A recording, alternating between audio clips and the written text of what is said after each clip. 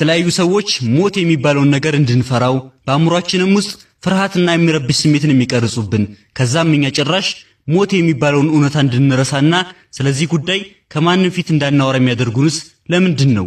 ለምን? አይዟችሁ ተረጋጉ።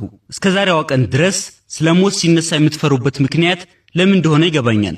ዛሬ ግን ያ ሁሉ ቀርቶ አንዲት እድል ብቻ ስጡኝና ስለዚህ የሚያስፈራችሁ ጉዳይ ከዚህ ተቃራኒና ውስጣችሁን የሚያስደሳ የሆነ ብስራት ልንገራችሁ። በመጀመሪያ ደረጃ ይህን ያህል በጣም አካብዶና አጋኖ ሞት ክፉና አስፈሪ ነው ያላችሁ ማን ነው? ነው ወይስ ሞትን የምትፈሩት እንደ ዓሊሞች፣ ዱዓቶች መልካም ስራን አልሰራንም ወይንም መልካም ነገራቶቻችን ያነሱ ስለሆኑ ስለዚህ ስለ ሞት መስማት ያስፈልጋይ አይደለምን ወይንም ስሰማው ይበልጥ ፍርሃት ይሰማኛል ብላችሁ ስለምታስቡ ነው? እባካችሁን የምትሰሙኝ ከሆነ ማን ነው መሻይኽ ወይም ዳኢ ብቻ የሆነ የጀነት ተብሏል አልያም ወደ ጀነት ለመግባት ዋስትና አለው ያላችሁ ማን ነው? በእርግጥ እኔ ስለዚህ ጉዳይ ለማውራት ፈልጌ አይደለም። እኔ የማወራችሁ ዛሬ በህይወት እያላችሁ የምትናፍቁት ስለሆነው የልባችሁ እውነተኛ ተፈቃሪና ምንም ሳታዩትና ሳሰሙት በዱንያ ይህን ያክል ሁሉ ዘመናቶች ስታመልኩት የነበረውን ጌታችሁን ለማግኘት ስለምታደርጉት የመጀመሪያው ጉዟችሁ ነው። بنسمع هذا الكلام لو سمحت احلم علي ليس الضمان أن تكون عابدا أو طائعا فحتى العباد لا يضمنون الجنة. أنا لن أتكلم عن هذا، أنا أتكلم عن بداية لقاء أغلى حبيب في حياتك. أنت طوال هذه السنوات تحب إلها لم تره ولم تسمع صوته، الآن بدأت رحلة اللقاء، فكيف لا تحب هذه اللحظة؟ قال صلى الله عليه وعلى آله وسلم من أحب لقاء الله أحب الله لقاءه. طبعا سنفرح بالموت إذا جاء لأننا عشنا حياة طويلة نسمع فيها عن كرم الله ومودته ورحمته، والآن جاء الوقت لكي نشاهد هذه الرحمة وهي تتنزل علينا، وهو سبحانه أمرنا أن نظن به الخير والرحمة. እንዴት ነው ይህን ጉዞ የማትወዱትስ? ነብያችን ሰለላሁ ዐለይሂ ወሰለም እንዲህ ብለዋል፣ አላህን ለመገናኘት የጓጓ አላህም እሱን ለመገናኘት ይጓጓል። እሺ እኛስ ከዛሬዋ ቀን ድረስ በዱንያ ዘመን እያለን ስለ አላህ እዝነት፣ ከራማ፣ ችሮታም ሲወራ ሰምተናን አይደል? አዎ በትክክል ጊዜው ደረሰና ዛሬ መሞቻችን ሆኖ ይህን ነገር ለማየት ጉዞ ብንጀምርስ? መሆን ያለበትና ማድረግ ያለብን ነገር በሰራነው ስራ ተስፋን ተመኝተንና በጌታችን አላህ ቸርነት መልካም እናገኛለን ብለን አምነን የመጣልን የጉዞ ትኬት ተቀብለን መጓዝ ነው ያለብን። ያ አላህ ምንኛ የሚያምር ጉዞ ነው! አዎ የሞት ጉዞ የሚያስደስት ነው። ምናልባት በሰውነታችን ላይ ተወሰኑ ስቃዮች ሊኖሩ ይችላሉ፣ ግን መንፈሳዊ ማለትም ሩሃችን ማረፊያዋን ያየች ጊዜ መልካም የሆኑ ነገራቶችን የሚያምሩና የሚጣፍጡ ስሜትን ይሰማታል። አላህ Subhanahu Wa Ta'ala ቁርአንም ላይ እንዲህ ይላል፣ አንቺ ነፍስ ሆይ በተረጋጋ መንፈስ ወደ ጌታሽ ረድኤትና ጸጋ ተመለሺ። እንደ ሙስሊም ሞትን ማሰብ ያለብን ያ ቃል የተገባልንን የጌታችንን እውነተኛ ጸጋ ለማግኘት ስለሆነ ደስተኛ ሆነን መቀበልና ተያያዥ ስቃዮችንም በደስታ መቀበል ይኖርብናል። አንድ ታላቅ የአላህ ባሪያ እንዲህ ብለዋል፣ ሙስሊም ሙእሚን ከዱንያ ወደ አኺራ የሚያደርገውን ጉዞ ማለትም የነፍስ ከስጋ የመላቀቅ ሂደትና የሞት መላእክታን የብስራት ዜና ሲመለከት ይህን የሚያስደስት ውስጣ አይረሳውም ብለዋል።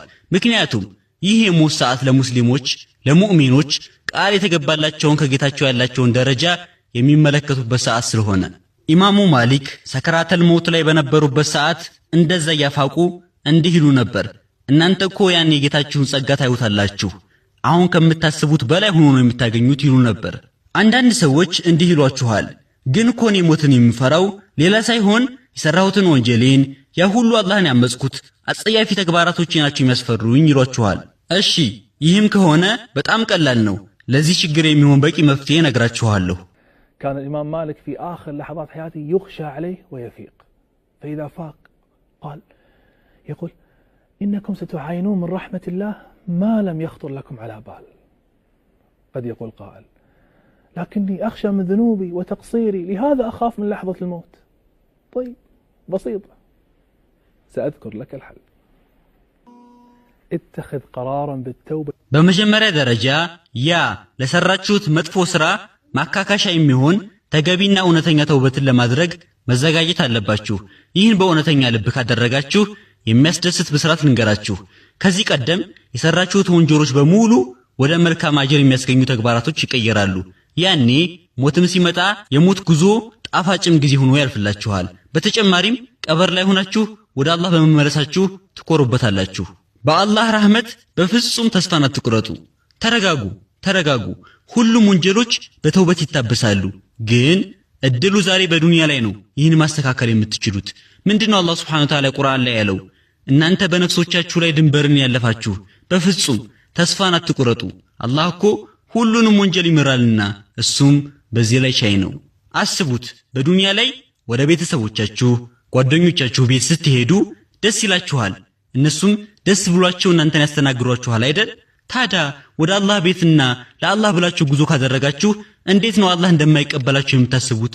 በፍጹም ይህ ክፉ ጥርጣሬ ማስወገድ አለባችሁ። እንደውም ማሰብ ያለባችሁ የሞቴ ሰዓት በዱንያ ካሳለፍኩት ሁሉ ጊዜ በተሻለ መልኩ ጣፋጭ ይሆናል ብላችሁ ነው። በአላህ ላይ መተማመን አለባችሁ። ግን በእኛ ሥራ ወይንም በእኛ ከንቱነት ሳይሆን በሱ ቸርነት ነው። እኛማ ይህን ደስታ በየትኛው ሥራችን እናገኛለን? ግን ይህ በአላህ ላይ ያለን እምነት እዚህ ጫፍ ድረስ መድረስ አለበት። وأما الذنوب التي بيننا وبين الله تعالى فتوبة صادقة هي كفيلة بمحوها جميعا كأنها لم تكن. قال رسول الله صلى الله عليه وعلى آله وسلم التائب من الذنب كمن لا ذنب له.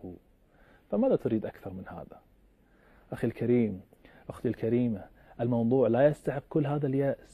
صدقني، لحظة الانتقال من الدنيا إلى الآخرة ستكون لحظة مختلفة تماما عما كنا نتوقعه. وأما إذا كان الإنسان بعد هذا كله مصر على المعصية التي تضره بالدنيا قبل الآخرة، إذن لا تتفاجأ إذا لم تحدث لك هذه الأشياء الجميلة عند الوفاة. فإذا كان الإنسان يزرع شوكا فمن المستحيل أن يحصد وردا وعسلا. ربنا سبحانه عادل وهو لا يريد منك الكثير، إنه يرضى بسرعة سبحانه. القليل من العمل يرضيه، مع أنه يستحق أن نعمل في خدمته العمر كله وأكثر، إلا أنه رضي بالقليل من العمل. በእኛና በአላህ መካከል ያሉ ወንጀሎቻችን በተውበት ይታበሳሉ። ነብያችን ሰለላሁ ዐለይሂ ወሰለም እንዲህ ብለዋል፣ ከወንጀል በእውነተኛ ልቡ የተመለሰ የተጸጸተ ከዚህ ቀደም ምንም እንዳልሰራ ይሆናል ብለዋል። ታዲያ ከዚህ በላይ ምንድነው የምትፈልጉት? እመኑኝ ውድ እህት ወንድሞቼ፣ የሞት ጉዳይ ይህን ያክል የሚያስፈራ የሚያስጨንቅ አይደለም።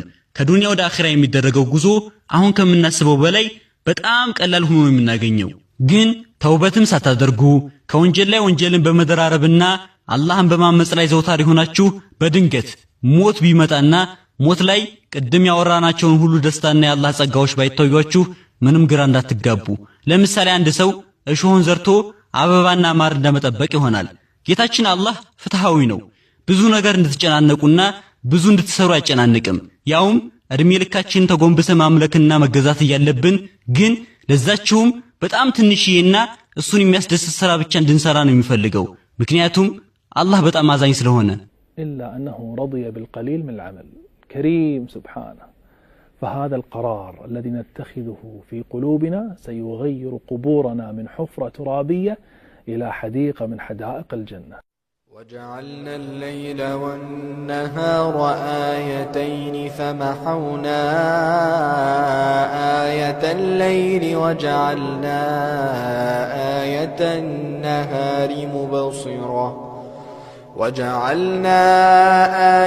النهار مبصرة لتبتغوا فضلا من ربكم ولتعلموا عدد السنين والحساب وكل شيء فصلناه تفصيلا وكل إنسان ألزمناه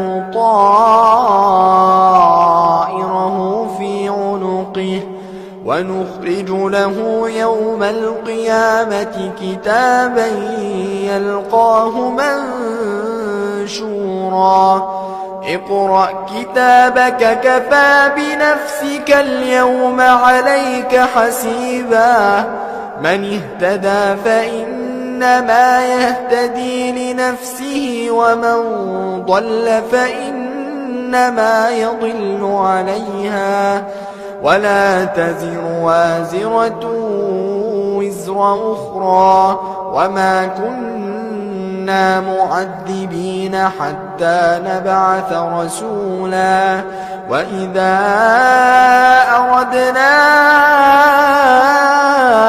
أن نهلك قرية أمرنا متر فيها ففسقوا فيها